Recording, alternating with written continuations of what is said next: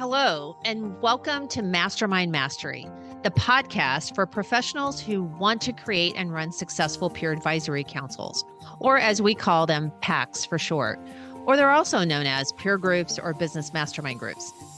I'm your host, Tina Corner-Stoltz, founder of LX Council, where I've been in the industry running groups since 2005 and now help those like you with education, certification, and support wanting to do the same. At one time, I ran 10 groups, nearly 100 members, and sold my groups for a good multiple, and recently released my second book, Your Seat at the Table, How to Create and Run Your Own Peer Advisory Councils, published by Forbes, and grateful to you that it's an Amazon bestseller.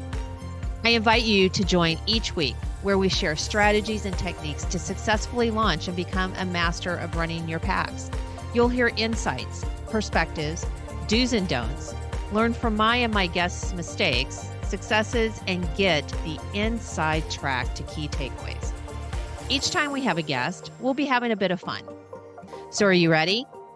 Let's get going and dive into today's episode. Hello, everyone. It's Tina here. We have a special event coming up in November in St. Petersburg, Florida. It's the first ever national open conference for anyone wanting to run and already running peer groups or mastermind groups. Join us for 2 days, VIP reception with the keynote speakers, and a full day of upping your game in running groups with peers like you who are experienced or just want to get more knowledge before starting their journey and creating their first group. This conference is for you if, one, you're already running groups and you want to be better, or you want to be the best. You want to learn from other experienced moderators and get inside tips to the latest meeting techniques. Or two, if you're thinking about creating and running groups and want all the knowledge on how to do it right and learn from veterans, then this conference is for you. But time's running out. There's only a few VIP tickets available and the conference has limited capacity. So as soon as we hit it, we're going to have to close registration. So join us in downtown St. Pete, November 9th to the 11th. It's the best self-development gift you can give yourself. And don't you want to be the best at running groups? See you in November. Hello, everyone. Welcome to Mastermind Mastery. This is the podcast for you, right? If you are looking to create and run successful peer advisory councils, mastermind groups. I'm Tina Corner-Stoltz, your host, and today's episode is about pricing. So how do you make decisions relative to pricing? How do you do rate increases? Do you discount? Don't discount? And how much do you charge for your membership? How do you figure all of that out? And I love this topic because it is just not something that's talked about, and I think it's overlooked. And I think people don't actually price relative to what their value is. So I'm going to give you some hacks today, some tips on how can you increase pricing without even notifying anybody. You know, it's never too late to raise your pricing. We're going to talk about the real cost of discounting. And I want to make sure you truly understand the impact of that, when to do it, when not to do it, all those things. And we're going to talk a little bit about, what if somebody wants you to do something different for their membership, and how do you handle that, and deciding what you're going to charge, all of that. So let's kind of get started right out of the gate. And I'm going to share a couple of stories as well. And I'm also going to share a tool at the end of the episode you can get in the show notes called The Power of One. And that's a little bit of what we're going to talk about. So let's talk about pricing right out of the gate. One of the things that we teach in our academy, very first thing out of the question, there's 27 decisions that you need to make before you even have one conversation with a prospect when you're starting your groups. And one of those 27 decisions is pricing. And what are you going to charge for your membership? And so how do you decide that? So first of all, we're big fans of market-based pricing. Okay. And what does that mean? Right. So first of all, what it means is that you got to see what everybody else is charging relative to you and what you're going to do in your market. So whether you are in-person groups, virtual groups, or you're a hybrid, what is it that your closest competitors, what are they charging, first of all? So it's not only what are they charging, but you have to know based upon what encompasses that price that they're charging, the length of the meeting, obviously, right? The frequency. It could be also relative to the type of person in the group. So you might have a less sophisticated group. So therefore, pricing might be less sophisticated. A more sophisticated type of member, depending upon the type of member that you want, then that's going to command a different price as well. What else are you bringing to the table in regards to tools or assessments or your level of expertise or the meeting structure? All it gets wrapped into what you charge. So it isn't as simple as, well, my competitor ABC down the street is charging this. You have to really understand what is all baked in to the offering that's dictating their pricing, right? And you're going to have your own offering. So when I say market-based pricing, it's as simple as is that if I'm in Kansas City, Missouri, versus if I'm doing a group in Blacksburg, Virginia, I might be doing the exact same thing, but in Blacksburg, it just isn't, I'm not going to be able to command the same pricing I could in Kansas City. It's just because of the market dynamics there, right? They're not used to paying, right, Kansas City pricing, or you can use something like Washington, D.C. pricing, right? So lawyers, as an example, I can remember this vividly, that there's a law firm I know so well in DC. Their average rate was $700 an hour. Very good at what they do, obviously. They had an office in Roanoke, Virginia, and that attorney doing the exact same work could not command $700 an hour, right? His per hour price was way less. In times it was $500 or $400 an hour, but for the exact same type of service. That's just because of the market, right? So first, you're going to look at all of that from the standpoint of the type, the frequency, and, also when I say frequency, it's both the length of the meeting, the frequency of the meeting, and the type of member you're going to have, and the market you're in, and what you're offering, that all gets wrapped into your pricing, right? I will encourage you, this is hack number one, is that as you start out, and even if you've been doing this for a while, is that with every single new member conversation, you raise your pricing a little bit more and you test it. So for example, if I'm getting a member for $1,000 a month, I may, in my next conversation with a prospect, it's now not $1,000 a month for membership. It's $1,100 a month for membership. So I push the envelope to see what the market can bear relative to what my offering is. And if you really truly believe you're worth it, you will get it. Okay. So much of this is a mindset that you're worried about, I'm not going to get that pricing. People are not going to become a member because they won't pay that. You never know until you ask. Okay. So I always encourage you to keep inching your pricing up. Even if it meant instead of 1,000, I say, oh, it's 1,025. Okay. And just see. So nobody's going to not become a member over $25 a month. They're just not. All right. It'll be a different reason if they don't become a member. So my encouragement to you, hack number one, is increase your pricing a little bit every single conversation you have. And you're eventually going to find where it is you max out that you're comfortable with. Okay. Some of you may say, but wait, how can I do that? And not all of my clients, i.e. my members in a group, pay the same pricing. Aren't they going to wonder and find out? And the answer is no. In the countless years I've been doing this, no member ever has come to me and said, Tina, the member I sit to every month pays less than I do. Why is that? So first of all, they don't talk.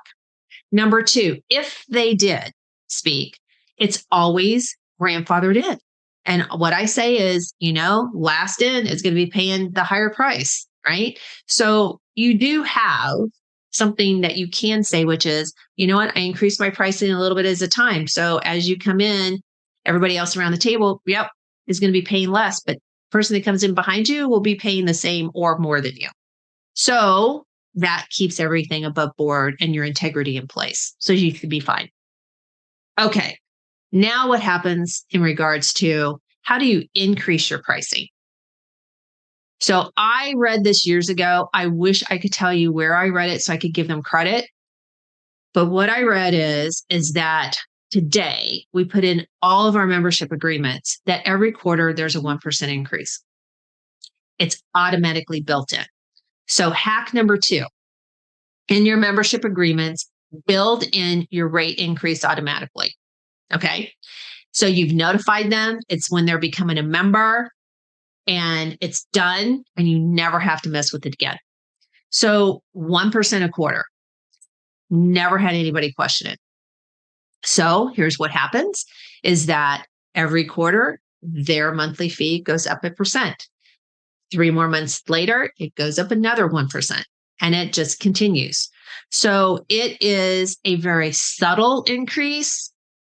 Having it quarterly is way better than if I did it annually, because quarter, it's smaller, but it compounds and it means more than waiting to do something once a year.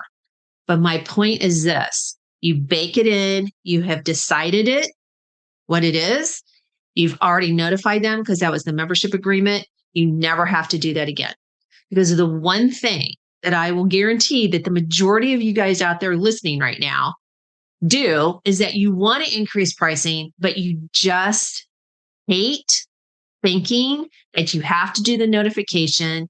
Then people are going to question their membership. You might lose members, or you have to have this difficult conversation as to why. And then you have to justify it.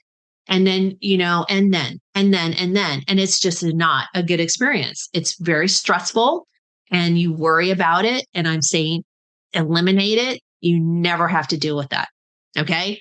Hack number 2, build in your price increase in your membership agreement. I'm a huge fan of the 1% quarterly. If you don't want to do that, do some other percent at some other interval, but just build it in. Okay. So that's number 2. Now let's talk about discounts. I am not a fan of discounting. Okay. Discounting is extremely costly. And you may, if you do discount, you do it that it happens once. It's not an ongoing discount that is received, and that it just hits your bottom line once. It doesn't hit your bottom line in a reoccurring way. Okay. So discounting is what I call one of the most destructive things to do to your business, even though you may think, well, isn't it better to have this member than not have them at all? No, it's not. So why is that? So let me work on your mindset for just a minute. Many times discounting has to always do with you're trying to close a deal, right? And so I'm going to give you a story by my dad, because when you think about pricing and how you increase profitability of your business, there's like 4 ways to do that. One is you raise your pricing, right? That increases it. You sell more. So that means selling more members, right? That's a way to increase your profitability. You reduce your cost. That's another way. And whether your costs are fixed or variable, right? So the issue in what we do, okay, in groups is that you have limited number of seats around the table. Okay. So if you discount a member's dues, you've now discounted permanently their seat at the table. You cannot make that up by selling another member because you only have so many seats around the table. So if you're putting a group together and your max in the group is 12, and you're filling that 12th seat and you discount it, you've now permanently discounted that member in that seat number 12, and you cannot make that up, right? So you have to think that way. It's not like you have unlimited sales of a group that you can do. So what is the real cost of discounting? So the story, I'm going to use my dad, and I'll never forget this. And it's what I call true learning that academic books can never teach you. And he sold as he was in his latter part of his career. And this was actually right before a year or two that he had to stop working. And he was in his 80s. So my dad was on the phone and on a cell phone. He was in the passenger seat. I was driving and I heard him get a business call. And I actually knew about who this person was on the other end. And this individual was one of his long-standing customers, and his name was Jimmy. Dad had obviously quoted him the price for a concrete mixer truck. Okay. And I could hear Jimmy, and Jimmy goes, "Hey, Joe." And, he goes, "Hey, I want to talk to you about, this truck that you priced." And he goes, I'm really interested in everything. And I know that, you've asked 44,500 for it. Dad goes, "Yep. Price is 44,500." And Jimmy goes, "Well, what about 39 and 1,000?" And Dad, without skipping a beat, goes, "Oh, Jimmy, it's 46,500." And I thought my dad's lost it because he first quoted 44,500. Jimmy said 39. What you're typically taught in school is you negotiate to the middle, right? So he would have negotiated from 44,500 somewhere in the middle to meet Jimmy's 39 offer. But that is not what my dad did. My dad instead raised the pricing. Instead of 44, he said higher price. And I thought he had lost his mind. Like, oh my gosh, my dad cannot be doing business this way. And what else is he messing up? He's getting older, and my head started to go down a rabbit hole about maybe what I needed to do in a conversation. But that is not what happened. As soon as Dad offered the higher price, Jimmy starts laughing and he says, "Joe, all right, 44,500. So my dad did not discount. He had a fun way of making that point. Jimmy respected the value of that truck and still bought it at full price. And my dad got full price. He didn't feel like he needed to discount to get rid of the truck. So my point being is, what is the real cost of discounting? And how can you prevent when somebody really is trying to get a deal from you that you don't need to do it? So number one, when somebody asks for a discount, you can just say, "I appreciate you asking, but the price is the price." And you be quiet and you shut up. And I will tell you, the majority of the time, they will still become a member of yours at price you quoted them originally. If they do not, there's a different issue that you have to uncover. Okay. So what's the real cost of discounting? I'm back to that. If you guys have ever heard the power of 1%, this is what I'm going to put in the show notes, is a link to this Excel spreadsheet. It is phenomenal. And it's a spreadsheet that what's the power of 1% when you increase your sales price by 1, you decrease your cost by 1%. Okay. You increase your sales by 1. Okay. And you decrease your other bottom line costs by 1. So the effect is actually a 20 some odd percent increase to your profitability from doing these small tweaks of 1% across the business. So what happens if I discount my sales 1%? It's not 1% off the bottom line. It actually equates to 20 some odd percent off the bottom line of your sales pricing, and a net negative overall 9%. It's a compound. So anytime you think that I will just discount this membership ongoing, so instead of charging $1,000 a month, I'm going to charge this person $950 for the rest of the lifetime value of that client, you're missing out $50 times every single month they're a member that you lost out. And was that necessary to do? So my point being is the real cost isn't minor to you. It is major. When your member, i.e. prospect before becoming a member, gets that deal, they really went out big time in the long run. You do not. Okay. So discounting, be extremely careful about doing it. And you're way better off giving a one-time discount instead of something that goes over the lifetime value. One of the things that I recognized that I didn't recognize the true impact is that when I first started out, I had a member who talked me into this. And on the surface, it seemed like a no-brainer. And the member said, can I get a discount every time I refer you somebody that becomes a member? And I'm sure. She's like, I would like a $50 a month discount every time I refer a member. I'm like, okay, I'll easily do that. The next thing I know, she was a non-dues paying member.